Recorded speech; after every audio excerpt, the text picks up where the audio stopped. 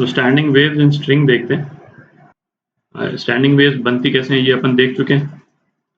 Standing waves बनाने के लिए अपने को दो वेव्स चाहिए, एक लेफ्ट से राइट जा रही हो और एक अपोजिट डायरेक्शन में वापस आ रही हो, और ये दोनों वेव्स इंटरफियर करती हैं तो स्टैंडिंग वेव्स बनती हैं। अच्छा, स्टैंडिंग वेव्स में नोड्स और एंटी नोड्स है ना, वो क्या होते हैं वो भी अपन देख चुके हैं। तो है ना, मैं तो ये सजेस्ट करूंगा आप वो वीडियोस जो है नोड्स एंटी नोड्स का और स्टैंडिंग वेव के फॉर्मेशन का जो वीडियो है ना, उसको एक बार अच्छे से देख लें आगे जाने के पहले। तो स्ट्रिंग में स्टैंडिंग वेव्स कैसे बनाएंगे, तो सपोज यहाँ पे एक कोई स्ट्रिंग ले ली अपन ने, सपोज गिटार की स्ट्रिंग ले ली और उसको दो पॉइंट्स पे हमने फिक्स कर दिया, इसका ये वाला पॉइंट फिक्स कर दिया और ये वाला पॉइंट फिक्स कर दिया ताकि जो है ये मूव नहीं कर सकता, ठीक है। तो अब हम क्या करते हैं, एक वेव को लेफ्ट से राइट भेजते हैं। तो एक वेव मैं बना देता हूं यहाँ पे, सपोज ये वेव है, इसको अपन ने लेफ्ट से राइट भेजा, ठीक है। अच्छा, अपन भेज रहे हैं एक्चुअली कॉन्टिन्यूस वेव, ये तो मैंने एक साइकिल बना दिया इसका केवल, है ना, दिखाने के लिए। अच्छा, जब हम वेव भेज रहे हैं लेफ्ट से राइट तो हमारे पास में तो फ्रीक्वेंसी पे कोई रिस्ट्रिक्शन नहीं है, हम चाहे तो कैसी भी वेव भेज सकते हैं। हम चाहे तो ऐसी वेव भेजें, है ना, जिसकी सपोज जो भी फ्रीक्वेंसी है, हम चाहे तो ऐसी वेव भी भेज सकते हैं, इसकी फ्रीक्वेंसी कम होगी, ठीक है। और हम चाहे तो ऐसी वेव भी भेज सकते हैं, कोई रेस्ट्रिक्शन नहीं, ठीक है। पर अभी देखेंगे अपन थोड़ी देर बाद, इसमें जब स्टैंडिंग वेव्स जो बनती हैं, स्टैंडिंग वेव्स कुछ ही स्पेसिफिक फ्रीक्वेंसी पे ही बनेंगी, है ना। हर फ्रीक्वेंसी की वेव अपन भेज देंगे तो स्टैंडिंग वेव बनती नहीं है उसमें, ठीक है। तो देखते हैं ऐसा क्यों होता है। तो अब अपन ने यहाँ से वेव भेजी लेफ्ट से राइट, तो ये थोड़ी देर बाद जो है यहाँ से रिफ्लेक्ट होकर के वापस आएगी, ठीक है। रिफ्लेक्ट होकर के एक पाई के फेज डिफरेंस से ये वेव वापस आएगी, ठीक है। थोड़ी देर बाद क्या होगा? ये वेव यहाँ पहुंच जाएगी जो राइट से लेफ्ट आ रही, फिर टकरा करके फिर वापस इस तरफ जाएगी, और ये वाली वेव जब यहाँ पहुंच जाएगी फिर टकरा करके फिर वापस आएगी। तो बेसिकली क्या होगा, स्ट्रिंग के अंदर ये ढेर सारी वेव जो हैं दोनों तरफ से टकरा करके और बीच में आकर के इंटरफेरेंस इनका होगा, ठीक है। अच्छा, तो अब हम देखते हैं कि जैसे सपोज एक कोई पॉइंट ले लिया मैंने, सपोज ये पॉइंट ले लिया मैंने, ठीक है। तो हमको ये देखना है कि स्टैंडिंग वेव किस कंडीशन में बनती है। तो सपोज ये पॉइंट ले लिया। अच्छा, तो इस पॉइंट पे जो लेफ्ट से राइट वेव जा रही है वो और राइट से जो लेफ्ट वेव आ रही है वो इंटरफेयर करेंगे। तो लेफ्ट से राइट जो वेव जा रही है वो किसी पर्टिकुलर पॉइंट पे सपोज इस शेप की है, ये वो वेव है जो लेफ्ट से राइट जा रही है, ठीक है। अच्छा, और जो राइट से लेफ्ट जो वेव आ रही है ना, इस टाइम पे वो सपोज ये पोजीशन है उसकी किसी एक पर्टिकुलर टाइम पे, ये ग्रीन वाली जो वेव है ये राइट से लेफ्ट आ रही। तो अब आप यदि देखें इस वाले जो ये वाला पार्ट जो मैंने मार्क किया है, पार्टिकल जो स्ट्रिंग का जो पोर्शन है, ये ब्लू वाली वेव तो इसको ऊपर की तरफ खींचेगी, दिख रहा है, और ये ग्रीन वाली वेव है इसको नीचे की तरफ खींचेगी। तो ये दोनों वेव्स जो हैं इस पोर्शन को अपोजिट तरफ खींचेंगी, तो ये पोर्शन तो ठीक से मूव ही नहीं कर पाएगा, ठीक है। यदि एग्जैक्टली सेम एम्पलीट्यूड से यदि खींच रही हैं तब तो ये पोर्शन जो है वो मूव ही नहीं करेगा बेसिकली, ठीक है। तो ये जो मैंने शुरू में बोला था कि कुछ ही फ्रीक्वेंसीज सस्टेन करती हैं, तो ये फ्रीक्वेंसीज कब सस्टेन करती हैं, जब जिसको बोलते हैं रेजोनेंस होता है, ठीक है। ये लिखता हूं मैं यहाँ पे, रेजोनेंस होता है। तो रेजोनेंस का क्या मतलब निकला कि जैसे ये पार्टिकल जो अपन ने लिया था, है ना, ये वाला पार्टिकल जो अपन ने लिया था, इस पे यदि दो वेव्स के कारण इंटरफेरेंस हो रहा है तो दोनों वेव्स के कारण फोर्स जो है वो सेम ही डायरेक्शन में, है ना। तो इसका मतलब हो गया कि जैसे ब्लू वाली वेव ये है और ग्रीन वाली वेव का शेप ये नहीं हो करके यदि सपोज ये हो इस टाइम पे, ठीक है, तो ग्रीन वाली वेव भी इसको ऊपर की तरफ पुल करेगी और ब्लू वाली वेव भी ऊपर की तरफ पुल करेगी, तो इसका एम्पलीट्यूड थोड़ा सा ज्यादा इस टाइप का कुछ हो जाएगा, ठीक है। तो सेम डायरेक्शन में फोर्स लग रहा है, और सेम डायरेक्शन में फोर्स लगना, इसी को रेजोनेंस बोलते हैं। ठीक है, जो यदि मैं बहुत ही सिंपल सा एग्जांपल बनाऊं तो आप जैसे आपने सभी ने झूला तो झूला ही होगा। ठीक है, तो ये झूला मैं बना देता हूं, सपोज ये झूला है ना, और इस पे आप बैठे हैं। ठीक है, और यदि आपका दोस्त जो है वो झूले में उसने पीछे से पुश किया है ना, पुश किया तो जो है वो आप ये झूला आगे की तरफ गया। ठीक है, अच्छा अब झूला जब वापस आएगा, है ना, झूला जब वापस आएगा यदि आपका दोस्त जो है वो उसको समझ में नहीं आता है कि झूला होता चलता कैसे है, तो वो उसी टाइम पे यदि फोर्स लगा दे यहाँ पे, भाई आप तो वापस आ रहे हैं और उसने फोर्स लगा दिया, तब आप झूला झूल पाइएगा क्या?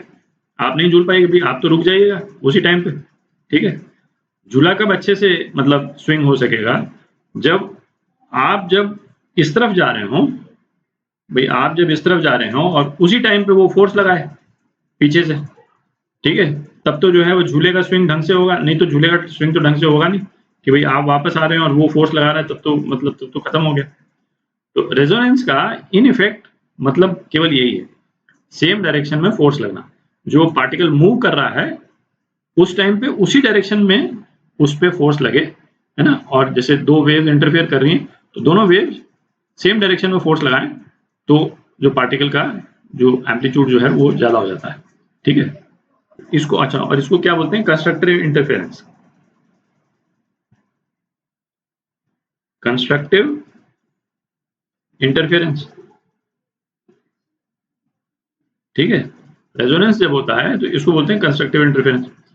तो ये कंस्ट्रक्टिव इंटरफेरेंस जो है वो कुछ ही फ्रीक्वेंसीज में होगा, क्योंकि इसमें एक कंडीशन क्या थी जो शुरू में अपन ने बोला कि ये दोनों पॉइंट्स फिक्स्ड हैं, तो ये कंडीशन होने के कारण ऐसा कुछ ही फ्रीक्वेंसीज में होगा जब रेजोनेंस होगा। ठीक है, मतलब इस तरफ जाने वाली वेव और इस तरफ आने वाली वेव जो है वो कंस्ट्रक्टिव इंटरफेरेंस करेंगे। ठीक है, तो ऐसी कौन कौन सी फ्रीक्वेंसीज होती हैं, है ना, उसको अपन देखते हैं, तो करते हैं उसको। अच्छा, तो स्टैंडिंग वेव का शेप तो आपको मालूम ही है कैसे होता है। तो इस केस में क्या होगा, ये पॉइंट और ये पॉइंट नोड्स हो जाएंगे। ठीक है, क्योंकि ये पॉइंट तो हिल ही नहीं सकते हैं, तो इन पॉइंट्स पे तो एम्पलीट्यूड नेसेसरली जीरो ही होगा। ठीक है, तो लोएस्ट फ्रीक्वेंसी जो स्टैंडिंग वेव की बनती है किसी स्ट्रिंग में, तो स्टैंडिंग वेव का शेप जो है वो किस टाइप से होगा, है ना, उसको अपन ड्रॉ करते हैं।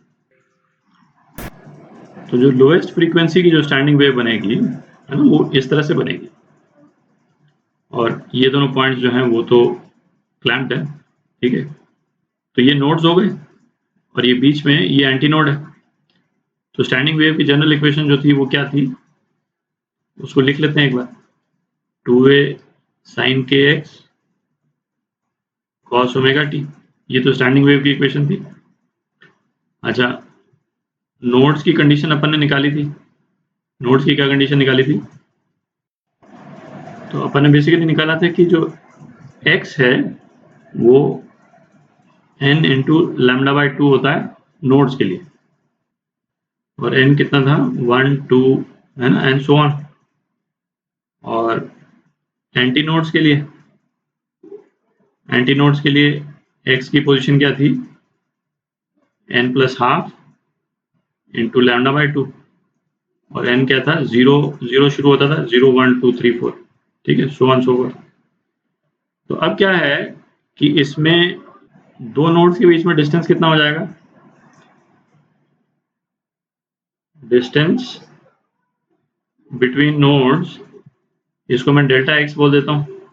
ठीक है, तो दो नोड्स के बीच में डिस्टेंस कितना हो गया, लैम्डा बाई 2।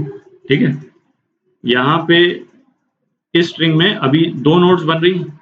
ठीक है, तो दो नोड्स और दो नोड्स के बीच में डिस्टेंस कितना है, l है। ठीक है, तो डेल्टा x कितना हो जाएगा, तो लैम्डा कितना हो गया 2l। अच्छा, जैसे ये तो स्ट्रिंग है, तो स्ट्रिंग में वेव की वेलोसिटी क्या होती है, under root tension upon mass per unit length. ठीक है, तो वेलोसिटी ऑफ वेव स्ट्रिंग में वो तो टेंशन से डिसाइड हो जाती है, ठीक है। अच्छा, एक तो ये वेवलेंथ सस्टेन होगी, तो फ्रीक्वेंसी कौन सी हुई? फ्रीक्वेंसी हो गई ये वेलोसिटी अपॉन वेवलेंथ, ठीक है। तो इसको हम लिख सकते हैं 1/2L under root T by mu, ठीक है। तो एक तो ये फ्रीक्वेंसी सस्टेन होगी, ठीक है।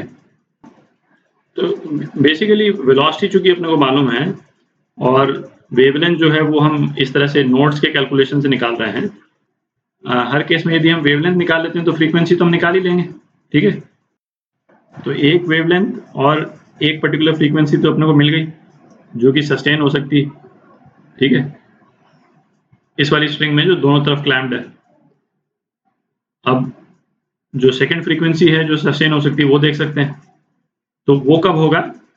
जब एक नोड जो है वो बीच में बन जाए, और ये तो परमानेंट नोड्स हैं ही जो लेफ्ट हैंड और राइट हैंड में, ठीक है। तो एक नोड बीच में बन जाएगा तो दो एंटी नोड्स बन जाएंगी। तो इसका फिगर बनाते हैं जरा।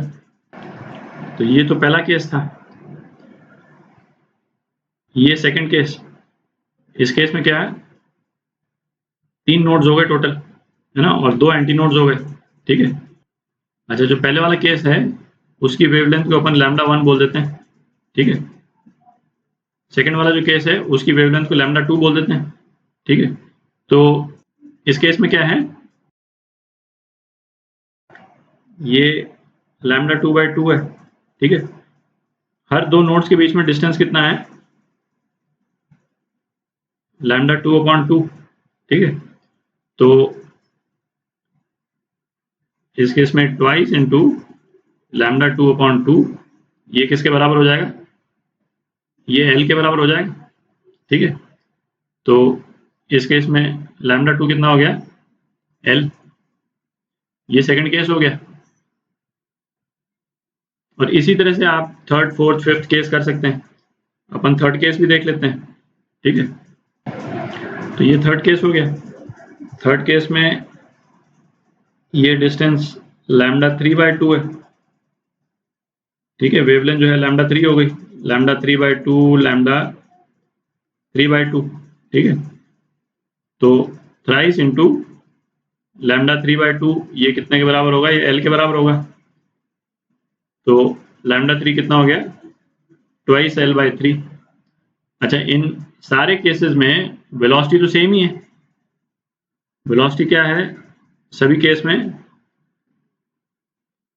Tension upon mass per unit length. और इससे जब हमने वेवलेंथ निकाल ली तो फ्रीक्वेंसी तो निकल ही जाएगी। इसके कोरस्पॉन्डिंग एक फ्रीक्वेंसी होगी f1, इसके कोरस्पॉन्डिंग एक फ्रीक्वेंसी होगी f2, और इसके भी कोरस्पॉन्डिंग एक फ्रीक्वेंसी होगी f3, ठीक है। तो यही वेवलेंथ और फ्रीक्वेंसी जो है वो सस्टेन करेंगी।